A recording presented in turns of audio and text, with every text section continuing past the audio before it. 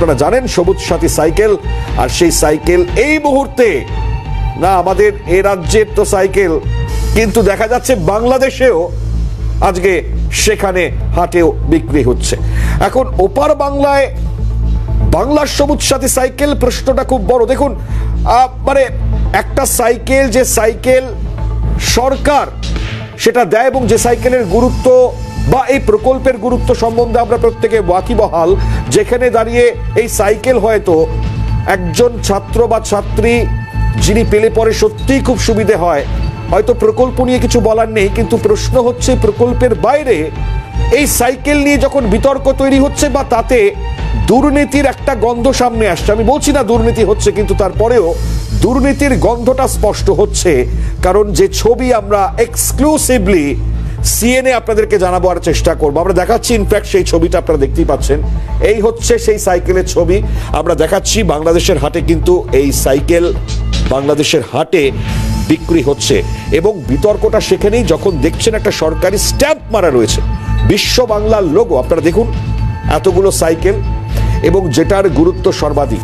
এখন এই প্রশ্নের জায়গাগুলো কিন্তু খুব গুরুত্বপূর্ণ, এই কারণেই গুরুত্বপূর্ণ জায়গা কারণ আমরা যে ছবিটা দেখেছি এবং যে জায়গায় দাঁড়িয়ে আমরা এই গোটা পরিস্থিতিটা সম্বন্ধে দেখবার চেষ্টা করি, তা হচ্ছে এই পড়ুয়াদের সাইকেল দেয় মমতা বন্দ্যোপাধ্যায়ের সরকার এবং স্কুলে যেতে কারোর যেন অসুবিধে না হয়।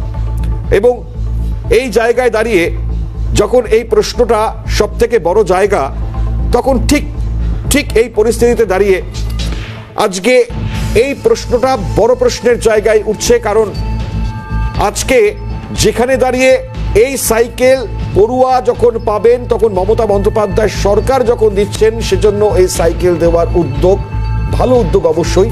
প্রকল্পের নাম সবুজ সাথী, বামফ্রন্ট আমলেও পড়ুয়াদের সাইকেল দেওয়ার প্রথা ছিল, কিন্তু সরকার সাইকেল দিত বাছাই করে, শুধুমাত্র গরিব পড়ুয়াদের এমনটা আমরা দেখিনি, কারণ গরিব যারা পড়ুয়ারা রয়েছেন তাদের ক্ষেত্রে সাইকেল যেত। মমতা বন্দ্যোপাধ্যায় সরকার সে সাইকেল সবাইকে দিচ্ছে, নেই কোনো বাছবিচার, সামাজিক প্রকল্প এটি, লাভবান সবাই। আর এর বিরুদ্ধে মুখ খুলে নিজের মুখ নষ্ট করতে চায়নি কোনো বিরোধী দলই। ধনী দরিদ্র নির্বিশেষ সবাইকে এই সরকারি কোষাগারের টাকায় সাহায্য কেন, এই প্রশ্নটা উঠতেই পারত, কিন্তু ওঠেনি। 21-এর ভোটের আগে সবুজ সাথীর আড়ালে থাকা দুর্নীতির অভিযোগটা সামনে এনেছিলেন শুভেন্দু অধিকারী, বলেছিলেন নিম্নমানের সাইকেল দেওয়া হয় সবুজ সাথীতে, আর সেই সমস্ত সাইকেলের বরাত পায় অভিষেক বন্দ্যোপাধ্যায়ের শালিকা মেনকা গম্ভীরের পরিবার। আর ঠিক এই জায়গাতেই প্রশ্নটা সব থেকে বড় যখন তিনি তুলেছেন, তখন কোথায় চলছে পশ্চিমবঙ্গ? তৃণমূল জমানায় যখন উঠছে চাকরি চুরি, রেশন চুরি, 100 দিনের কাজ কিংবা আবাস যোজনায় টাকা চুরির অভিযোগ, লুট হয়েছে নারীদের সম্ভ্রম, উঠেছে পাচারের মতন অভিযোগ, ঠিক সেই জায়গায় দাঁড়িয়ে এখানেও কি লুটের গল্প? না দিয়ে ফেলে রাখা সাইকেল এখন বাংলাদেশে পাচার করছে শাসক নেতারাই। এগুলো প্রশ্ন, সাইকেলগুলো নতুন, তাই এই প্রশ্ন উঠবেই, স্বাভাবিক। আর এই বাংলার যারা এজেন্টরা রয়েছেন কি বলছেন শুনুন। সাইকেল, সবুজ সাথীর সাইকেল কি করে পান আপনারা?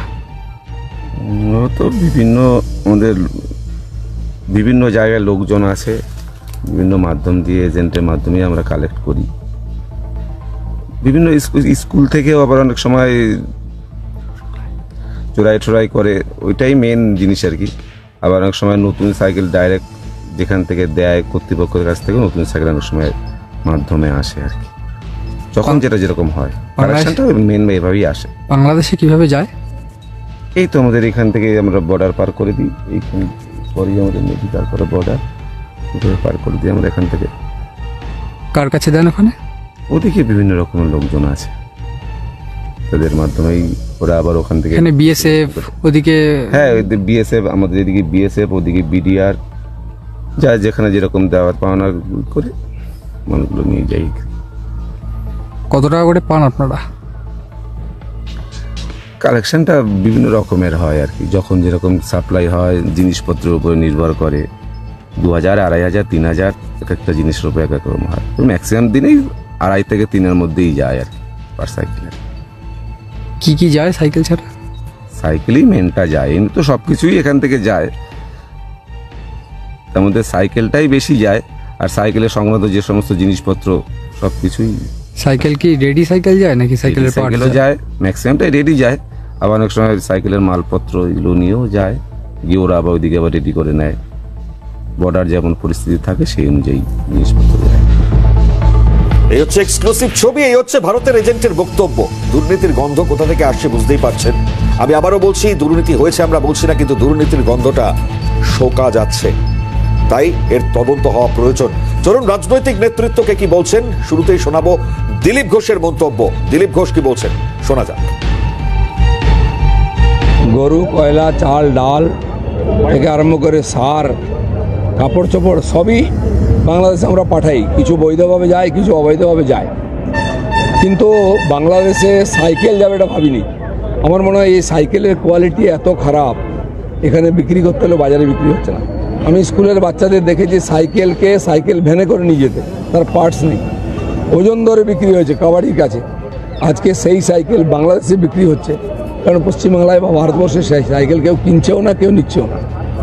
আর টিএমসি কত নিচে নামবে? মানুষের চাল ডাল রেশন খেয়ে নিল, সাইকেলও খেয়ে নিচ্ছে।